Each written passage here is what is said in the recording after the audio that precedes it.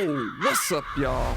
It's Zems, and welcome to Judge Sim. And right now, we are becoming the law, and I can tell you right now, I'm sending everybody to jail. There is no parole, there is no community service, there is no non-pros, there is no dismissal, bruh. You, your grandma, your auntie, your cousin, your little sister are going to jail. What is that? Oh. Somebody knocked on our door. We opened it.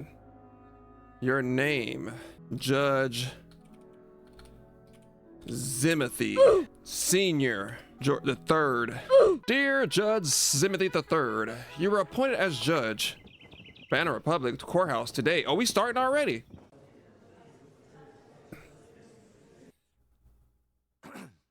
Uh-oh, what we got today?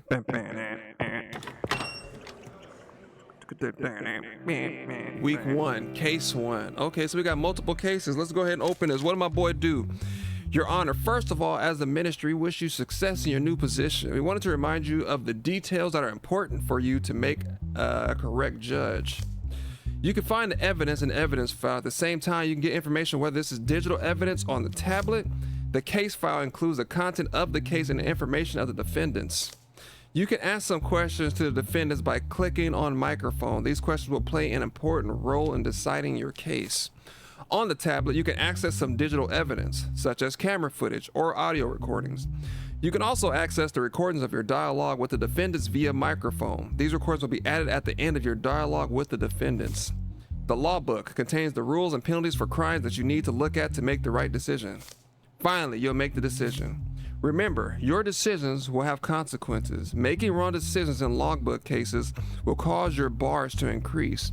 How full your bars are affects the probability of getting a 12 on the dice screen after each case. Therefore, remember that the game can end even if your bars are not completely full. James Adderley, 26 years of age. Although he looks like the kid from Shrek. Hear the roar. James Adderley was brought in with a bowl cut. Police say they found him violating restrictions around 0200 hours with no prior criminal history. He is in current violation for being ugly past curfew. All right, this boy name is James Adderley. He's 26 years of age and he's a male. The Banana Republic Court charged a violation of restrictions. James Adderley, who was seen by the patrolling police at 0200 after the specified restriction time of 2200, my boy is already in violation, was taken into custody on the grounds that he did not allow the criminal procedure to be applied. So he was resisting.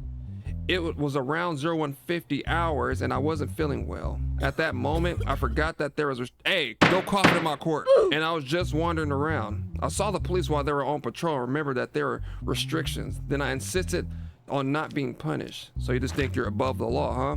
In here smelling in my courtroom. All right, let's see what they got. Crimes and punishment. They don't got no violation restrictions. Is it more? Why didn't you allow the police to write a fine? Because I thought I was right and they didn't give me a chance to explain. I didn't want to just come to this. Yes, you did, because you didn't let my officers do their job. In your statement, you said you didn't feel well during the night. Why didn't you call an ambulance? Yeah. As I said, Your Honor, the first thing that came to my mind at the moment was to go out while I was doing it. I didn't think of the details.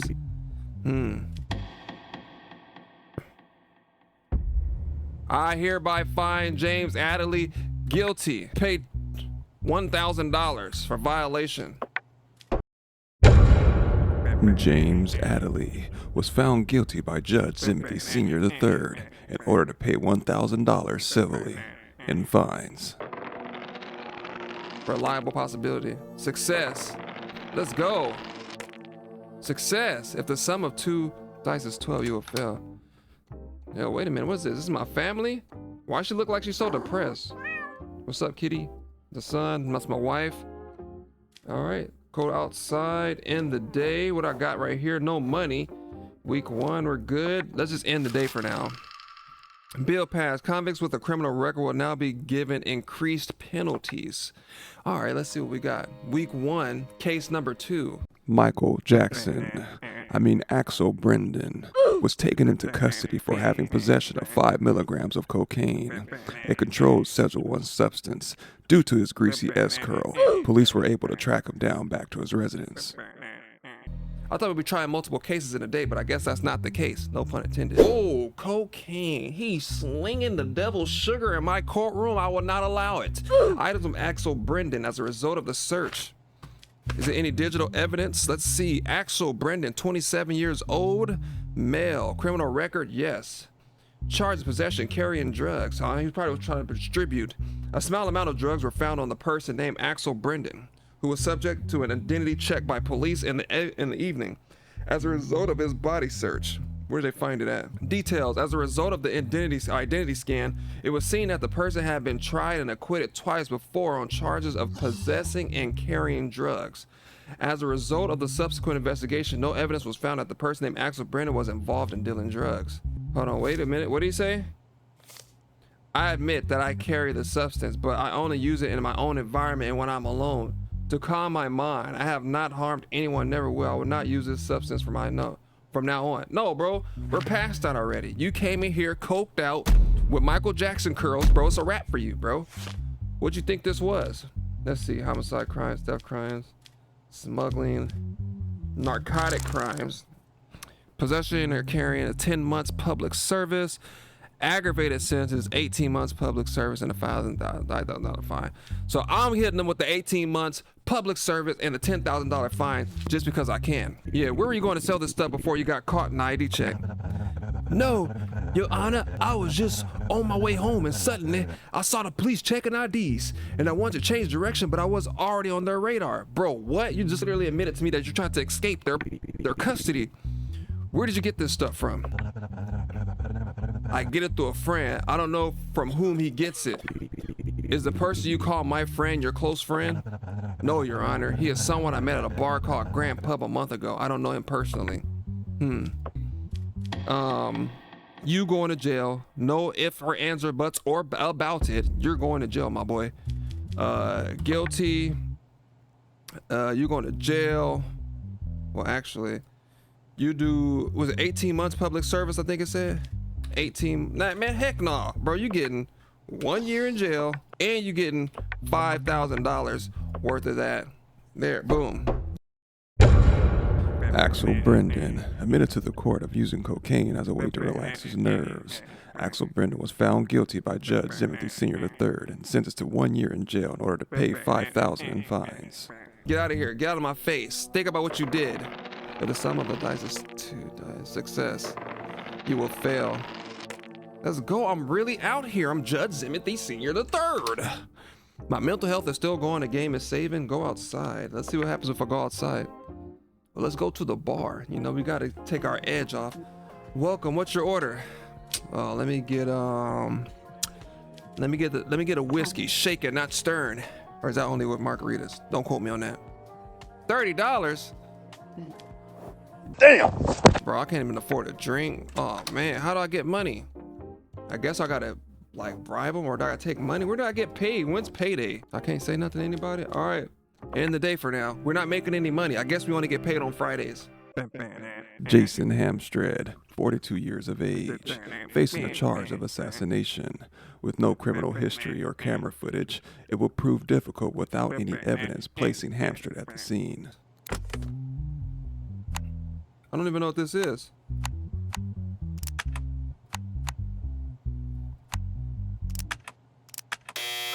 What am I supposed to do with that? Charges, assassination.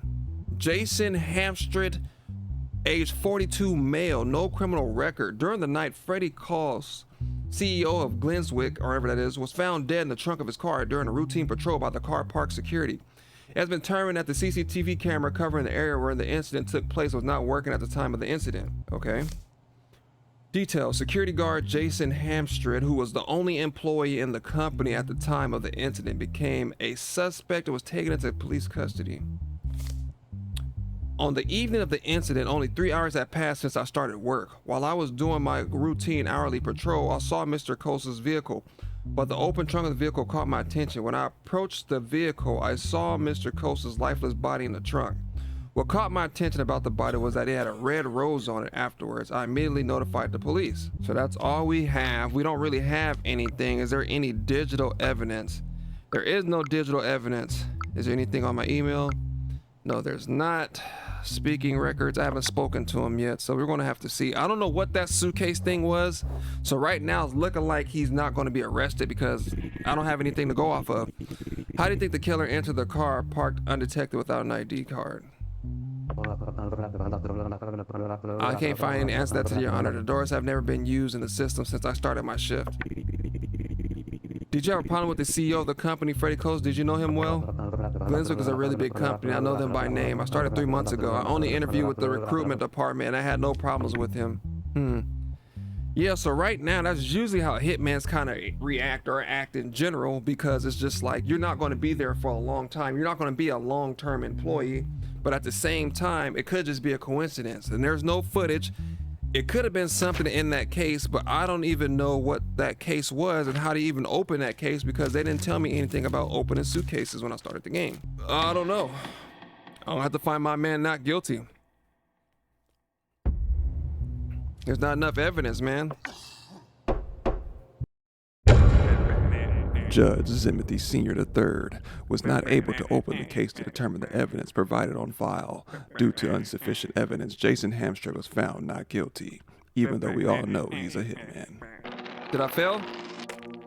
Ooh, whew, I was close. Okay, I think I did do it. Okay, if the sum of 2 dice is 12, then you'll fail. Finally, it's payday.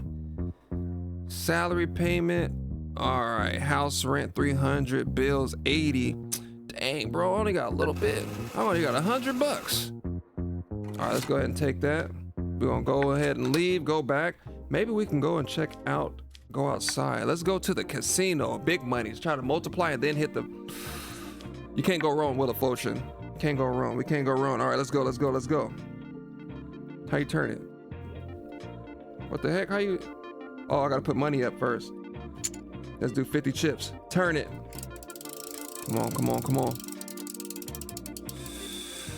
You gorilla lover, banana Kool-Aid chicken lover? I don't want to play this no more, bro. All right, let's go to blackjack. All right, start. All right, let's get it. Oh, I'm gonna stay. Let's go. Professional gambler. All right, baby. Double or nothing. Let's get it. Daddy need a new pair of shoes. Take a card. Ooh. I don't know. That's 18. I don't know. Something's telling me to stay. 0. Should I get my money back? Okay, okay. All right, come on, come on, come on. Double or nothing, baby. Double or nothing. Let's go. What we got? What we got? 9. Hit me. Hit me. Hit me. Oh! I lost all my money. What she want?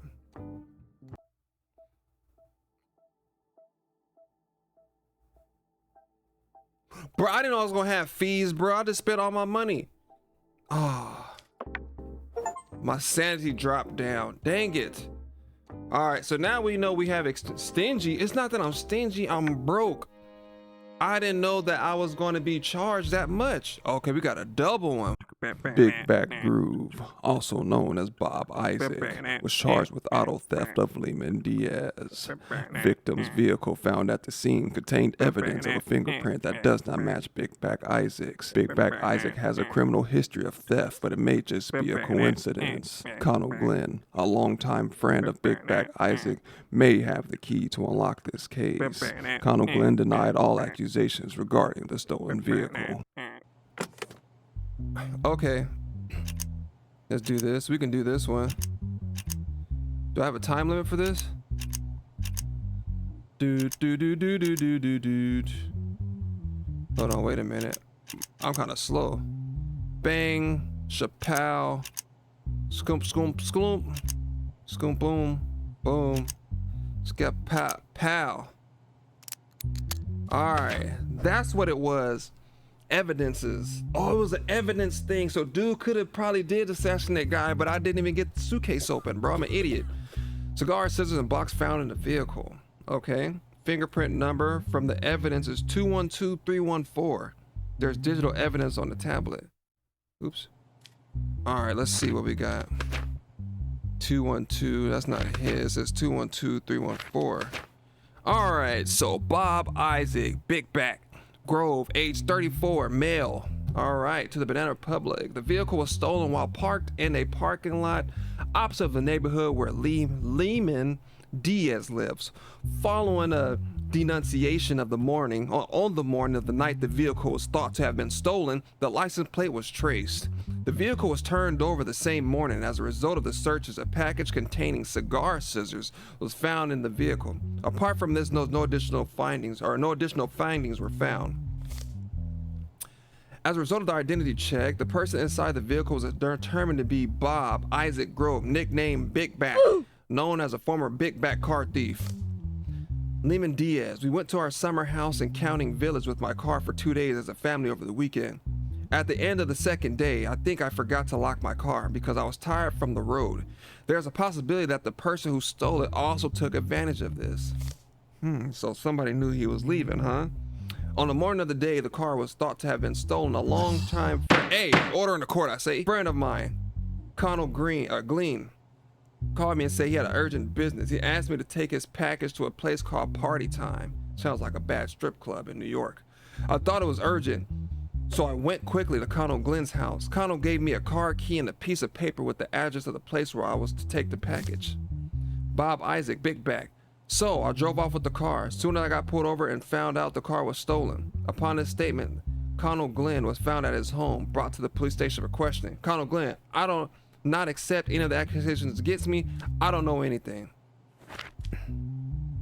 All right, let's see the evidence. No facial recognition. Boy, if you don't... Yeah, that's definitely him. Look at that head. Where were you the night the car was stolen? That night, I was sitting at a place called Pepe's with my girlfriend eating a chicken sandwich. Before it was too late at night, I ordered extra large. I dropped her off her house and went to my home to eat some more because I wanted desserts. I fell asleep shortly after. In the morning, I woke up to Connell's call.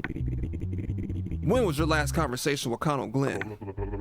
It had been almost 6 months since we ate at Red Lobster. Just spoke to Connell and I was very surprised that he called after all this time when he ate my wings. Also, it's been a long time since I left jobs. I am now in a regular life, in a regular relationship. I am not guilty. When did you meet with Bob Isaac Grove, Connell Glenn? I have known Bob for over 20 years and he's a dear friend. Mr. Grove says you gave him a stolen vehicle, delivered a package, and asked him to take him wherever you want. Is this true? This has nothing to do with me. The last time I met Bob was 6 months ago. Bob has slandered me. All right, so I'm going to find Big Back not guilty only because he is the size of Ford F-150. Tell by the slender frame. That is definitely old boy right here. Stolen vehicle. Let's see what's the law for stolen vehicle. Is there anything else? I know it say theft crimes right there. Let me see if they say anything else. Okay, theft crimes. Armed auto theft, 2 years in jail, aggravated sentence, 4 years in jail and a $2,000 fine. So he's getting 2 years in jail and my other boy is going free. So I made my decision. Guilty. 2 years. Him, I find you not guilty. Oh yeah, they're going not guilty. Yeah, release my boy. Judge Zemothy Sr. III found Connell Glenn guilty of grand larceny and sentenced him to 2 years in jail without the possibility of parole due to the evidence provided to the court. Big Back Isaac was found not guilty in his role of depriving Lehman Diaz of his stolen property. Bring my boy up out the pen because I'm really out here. I really does this. Order in Judge Zemothy Sr.'s courtroom. She still need those school supplies, baby girl? Papa just got to go make a little bit more money and I'll get you those school supplies. We're going to spend our money wisely. Breaking news, state of emergency declared. Daily news, state of emergency declared. Due to the state of emergency, judges can now be appointed to all types of cases. Was that not the case? No pun intended. Week 2 case. Ben Robin and Diaz Robin, mother and father of Ezekiel Robin and Clara Robin. The two separate after ending an intense divorce settlement. Now, all that is left is to determine who will gain custody of their children. Diaz Robin demands alimony from Ben Robin. Ben Robin just wants peace and quiet and to enjoy his time off scratching his feet, watching Cooking with Kaya, and to stay up late in his man cave, watching how-to videos on YouTube without being nagged by Diaz Robin. Oh my goodness, what is this case about? The situation of who will take the custody of a 12-year-old Ezekiel Robin and his 9-year-old sister Clara Robin. The defendant Ben Robin, extra crusty, and Diaz Robin, the stank. Details: Ben Robin, Diaz Robin recently divorced. A custody case was filed by Diaz Robin, the mother of children, for the custody of their children Ezekiel Robin and Clara Robin. As a result of divorce, the mother has a certain amount of alimony that she demands from the father. What kind of alimony she demands? Is that it? Is there any footage or anything that I need to pertain to? Any domestic abuse or anything like that? Request special guard, no. Like, poor kids, look at them. Sad they have to go through this. Don't worry, I got y'all. Excuse me. To Ezekiel Robin, are you sad that your parents are divorced? No, I'm not, because my parents didn't get along very well and they argued all the time. My sister and I were very uncomfortable and I couldn't stand the crying of my sister anymore. Oh, he a real one. So do you want to live with your mom or with your dad? What is important to me is my sister. I certainly don't want to leave her, but the best thing for her would be to live with my mother. Who would you prefer? My mother is more important to me. I think being with my mother would be better for me and my mother, of course, with my sister. I get what he's saying, but at the same time, what if the mom is a deadbeat and she's not making that much money? It wouldn't make much sense to give her both of the kids if she's not willing or able to take care of them financially, because they're going to be putting them in more harm than good. You know what I'm saying? But maybe the dad could be abusive or something. I don't know. Are you sad that your parents are getting divorced, Clara Robin? Yes, very much. Even though they fight, I love them both very much, and I can't live without either one of them. Do you love your mom more or your dad? What kind of question is that? I love them both very much. I never wanted my parents to get divorced. That's why I feel sad. If you had to choose, who would you choose, your mom or your dad? I don't want to choose one or the other. My only wish right now is that my brother doesn't leave me. He always supports me. Please don't separate my brother and me. So with that being said, it's like we can't even talk to the parents. We're letting the kids decide. Let's make a decision. Is it possible to split it up? Okay, decision. Give custody of both children to the mother. Give custody of both children to the father. Giving the son to the father and the daughter to the mother. Giving the daughter to the father and the son to the mother. Placing children in orphanage due to lack of conditions. But I don't know what their conditions are. Am I not allowed to talk to the parents? I'm not allowed to talk to the parents. So how can I know their conditions? I mean, if he wants to go with the mom and she doesn't want to go either, the dad, I don't know. What kind of, oh man, this is horrible. Wait, let me see my email. Let me check the email. Hold on, guys. We're going to work through this together. There's nothing in my email.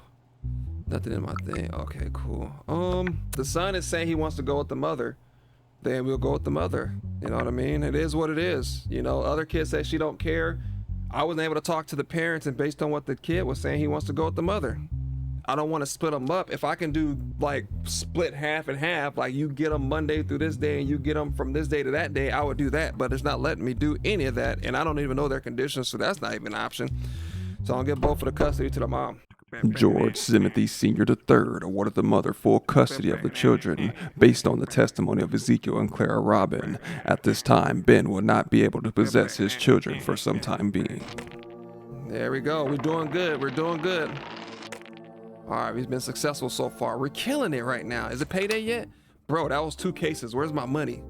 Tell them to bring me my money. Week 2, case number 3. James Redlow, 51 years of age, is facing assassination charges after being the last one seen with Francis Crims. Francis Crims' body was discovered in the early morning by a passerby who happened to be jogging through the park. James Redlow stands before the court to clear his name. All right, let's see what my boy did.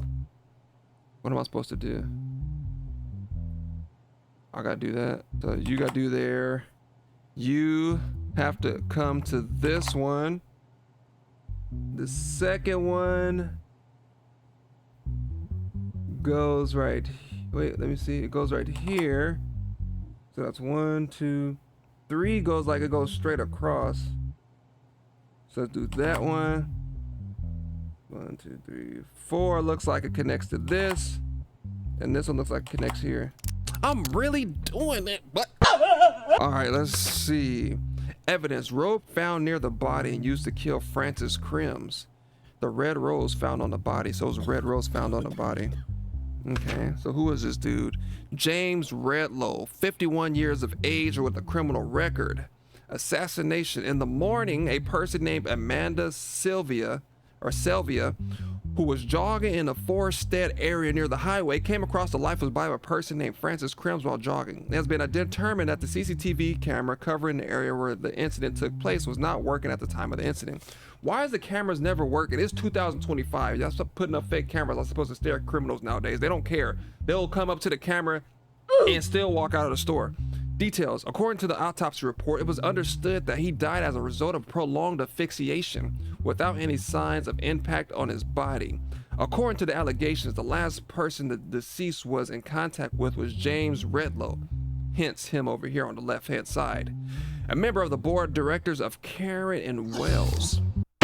If I say order a court one more time, you'll be coughing, you'll be held in contempt. James Redlow. That night, we left the company together. We went to the bar called Lou's Drop with his vehicle. After staying there for about 1 hour, he dropped me off at my home. I don't know what he did after that or where he went. Francis and I were good friends. While sitting at the bar, I saw him troubled, but no matter how much I insisted, he did not say anything. He just said that there was something wrong in his life these days, and no matter what he did, he couldn't change things. That's all I can say. I am sorry for the loss of a close friend. Okay. Amanda. That morning, like every day, I headed to the area in the forest that I always preferred to run. While I was taking a break to drink water, I saw a body lying flat behind the bushes. I immediately informed the police. All I remember is that the person lying on the ground was wearing a suit and had a red rose on him. Okay, so that's all she knows is a red rose. Is he a gardener or something like that? That's all we know. Is the witness present today in the courtroom? How long is your friendship with Francis? We have been working in the same company for about 4 years, but we have a close friendship for the last 2 years, okay? Was there anyone in the company who did not like Francis Crims or had threatened him recently? No, as far as I know, there's no such person. In fact, he was the CEO of our company and he was well liked by every member of our boardroom. Did you often go to the bar and question with him? Yes, we used to go at least twice a week and vent to each other. So it could have been one of those things where his friends asked him to take his life. If you think that's crazy, it's actually cases like that. You still go to jail because it's murder, but some people ask their closest friends and people that they love to kill them. It's crazy.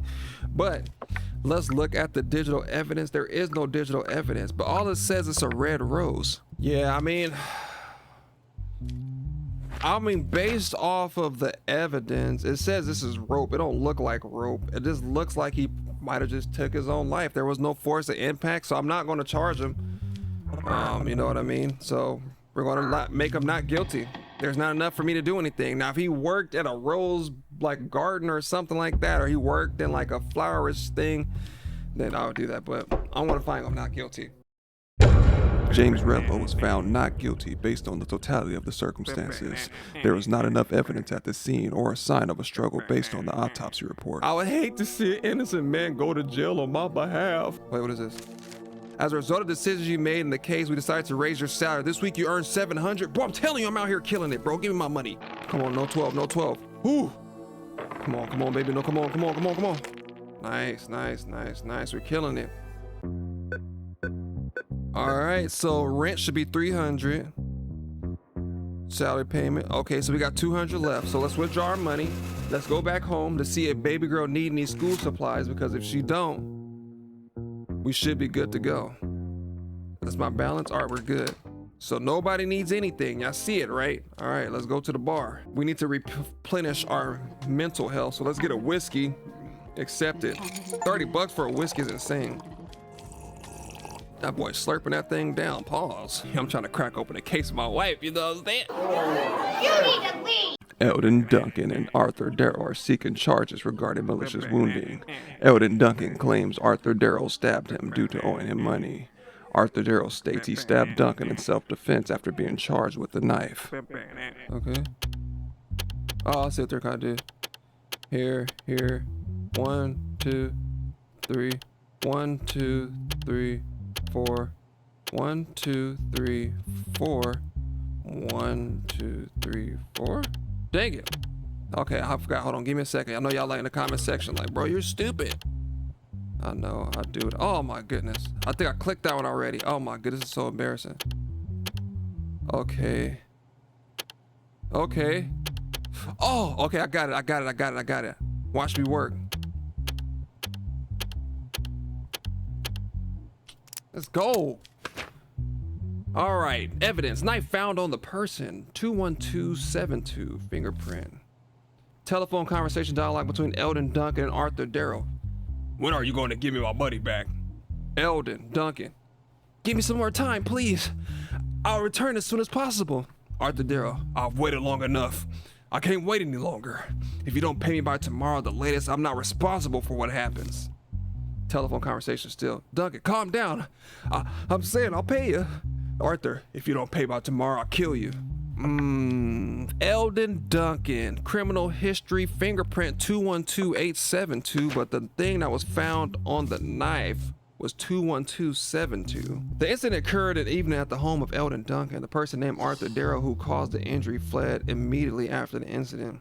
An arrest warrant has been issued for Arthur Darrow as a result of the report of the person named Eldon Duncan. So wait a minute, Eldon Duncan, he was the one that said Arthur Duncan, or Arthur Darrow's the one he says is going to kill you.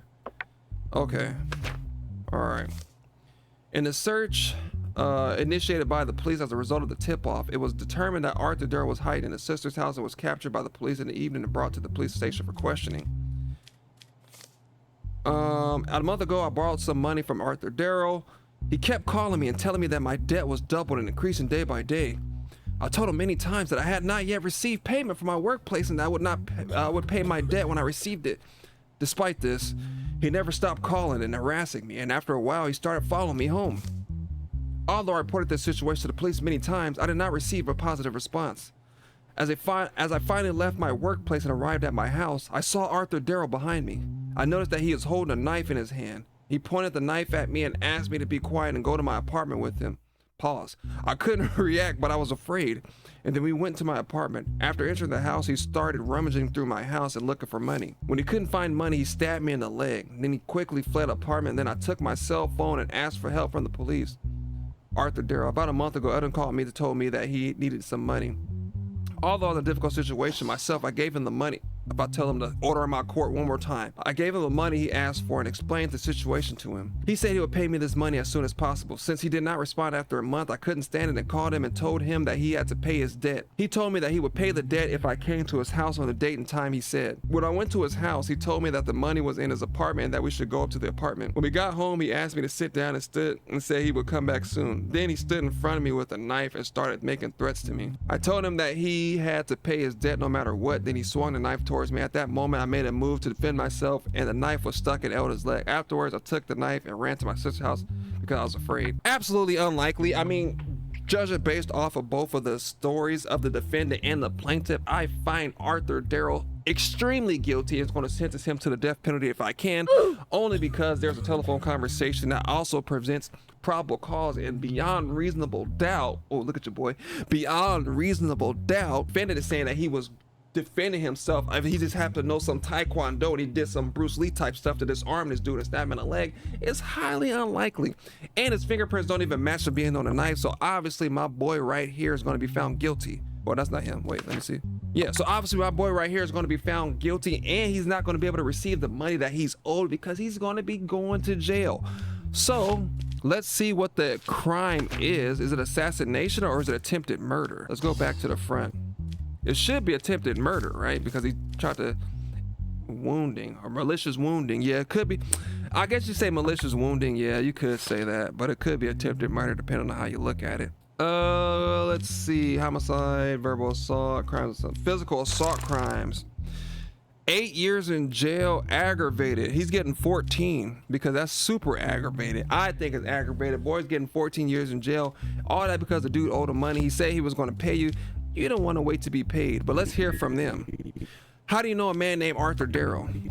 Well, Your Honor, last year, he was someone I met through social media and we went and became friends. In which and Arthur Darrow holding the knife when he stabbed you. He was holding the knife with his left hand, Your Honor, and when he stabbed me with his left hand, I'm sure of it. How many times a week did Arthur Darrow call you? He was calling and harassing me every day of the week. Did you call and harass Elder Duncan between the day you lent him money and the day of the incident? No, I didn't, Your Honor. Which hand did the person named Elder Duncan point the knife at you? If I remember correctly, he pointed the knife at me with his right hand. Yeah, you're going to jail. And there's no digital evidence. No, there is not, but I have ruled in my decision. I hereby find you not guilty.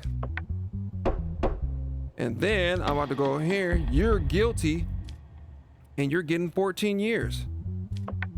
Jail time. You're getting 14 years. Go ahead and do that. And on top of that, you're going to have to pay a $5,000 fine since you like to stab people. So now you owe me money. How about them apples? Judge Zemothy Sr. III found Arthur Darrow guilty in the malicious wounding and sentenced him to 14 years in jail with a $5,000 fine without the possibility of parole. Darrow must maintain a good behavior throughout his sentence, and he's expected to serve all 14 years consecutively in the YouTube County Jail. I'm really out here, Judge Zemothy III, or Zemothy Sr. III. You don't need any house. All right, let's go back to the casino. I think I'm feeling lucky. Let's go to the casino one time. Let's play some more blackjack. Since Wheel of Fortune triggered me. All right, let's go. Let's double it. Let's make that 100 real quick. Hit me. Oh! Do 20 real quick. Come on. Also, I can't gamble. Oh, I'm a sore loser. I want, give me the 18, take a card, 16, take a card. Oh, that's money, that's 21. All right, we got 40, okay. One more time, guys, I'm being greedy, come on, we got this. Don't gamble at home. I'm just doing this because it's a video game. I don't gamble in real life. All right, take the card. We're gonna do 13, 8, 18. We're gonna stay. Oh, daily news. Bill passed. Criminals who are not mentally well will be sent for treatment instead of punishment. Oh, pleading insanity is crazy. Week 3, case 2. Howard's roast stands before the court for being crusty. Roast is also accused of vandalizing public property, leading to costly damages to a park bench. Roast has no criminal history and tools were located on his person when apprehended and searched by police. All right, obviously dude was drinking and driving. I could tell just by looking at him. All right, let's go ahead and knock this out real quick. Bro, I'm really out here. How many times I gotta tell y'all? The bench is damaged by the defendant. Sharp objects were found on him. So we got like a little scraper. He probably used that right there. I mean, is it damaged or was it already like that? Because dude looks homeless, like he was just sleeping there. He could have been just sleeping there. Criminal, okay, he tested positive for mental, so he can't be punished. Okay, let's see. Howard's roast? Whatever, that's the Howard's roast. Just call him roast for short. Willful damage to public property, aka also known as vandalism. The incident was discovered by citizens using the benches belonging to Trent Hour Municipality. I think I said that right, don't quote me. An investigation was launched following complaints. The CCTV footage was examined in detail and the person involved was identified as Harvard's roast. As a solution, a new bench was placed in front of the Trent Hour Town Hall and they started to wait. Howard Roast sat down on the bench at noon and took a sharp object out of his pocket. He was detained by the police officer at the same time. First of all, I didn't know it was a crime to do this, so he did do it. He admitted. The reason I did it is that I had intentionally picked up a bad habit and I turned it to an addiction. I can't control it anymore, but as I said, I didn't know it was a crime to do so. So obviously, he doesn't have a criminal record and dude is mentally insane. Health. All criminals are negative. All criminals with a negative mental health test must be sent to treatment without penalty. I thought it would be the other way around. I'm confused. Let's assume you didn't know what you did was a crime. Did you also not know that it is citizens who use the benches seats? Of course I do, Your Honor, but I wasn't thinking about that part of it when I did it. Do you regret doing this? I absolutely regret it and I promise to do my best for public peace from now on. Willful damage to public property. Okay, let's do that. Willful damage to public property. No. Here it is. Public prosecution offenses. 12 months public service. Okay, he's getting 12 months of public service. Actually, I think that's kind of harsh. 12 months of public service is crazy. I'm going to guilty, sign him guilty. And I'm going to sentence him to, let's do 6 months. Let's cut it in half. Howard was found guilty and sentenced to 6 months of public service due to his honesty and regretting his misconduct. See, I'm telling you, bro. As a result of the decision made in the case, we decided to raise your salary. Whew, boy, I'm out here taking on all the cases, bro. I'm really out here. All right, how much we get paid? We got the big 800. You know we got to go back and see if our daughter needs any school supplies. So let's take that money.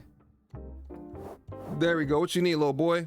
Your son says his clothes are getting old. He wants 300. Dang it. 300? What you getting, Jordans? You could have got some Gordons, like my boy said from It's Real 85. Hit me. Oh! Can't talk to my wife yet. Oh, I should have saved money. You know she gonna want a pair of heels or something crazy out of. John Mueller, father of Ellie J. Mueller, wants to sue Sony for the unexpected passing of his 15-year-old daughter. Mueller is seeking pain and suffering damages for $10 million, stating the game The Last of Me 2 caused his daughter's passing. Mueller claims Sony's game caused an unexpected change in the daughter's behavior, leading to her final days. Sony has sent their lawyer to combat the allegations pertaining to their #1 selling game, The Last of Me 2. Joel Mueller and Rise Burke, they both angry. What's going on? Joel Mueller sues Sony for damages for his daughter. Ooh. Defendant Sison Company and Joel Mueller. Joel Mueller alleged that his 15-year-old daughter, Ellie J. Mueller, had played the game Last of Me 2, owned by Sony, and that sometime after playing the game, she suffered from depression and subsequently committed. Joel Mueller, who blames Sony for his daughter's seeks damages in the amount of $10 million for the pain and suffering he has suffered. In addition, the plaintiff Joel Mueller requests that the A game be removed from sale. One of Rye Burks, one of company's lawyers, is representing Sony in the case. After playing this game, my daughter shut herself in her room. She never spoke to us. She hardly ate or slept. She was exhibiting behavior she would never normally do. So we took her to the hospital and she was diagnosed with major depression. About 2 weeks later, her mother came home from work and found her unconscious on her bed, having a box of antidepressants. And when we took her to the hospital, it was already too late.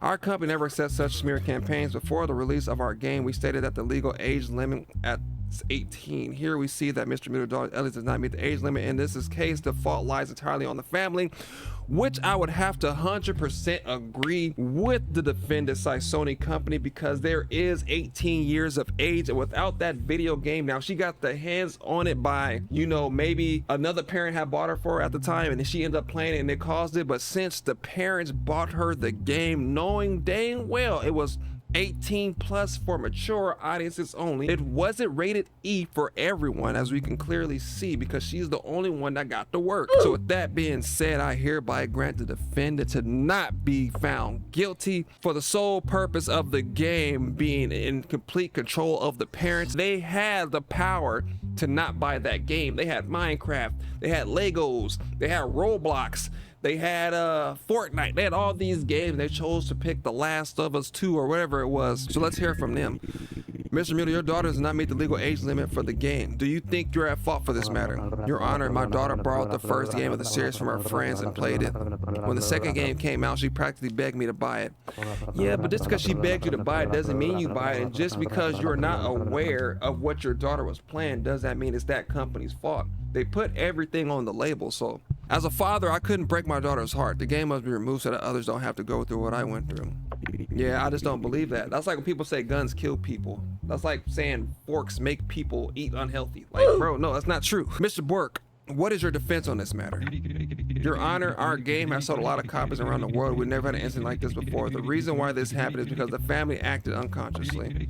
Moreover, there is no evidence that it was our game that caused their daughter's illness. We think they are using us to cover up the family's problems.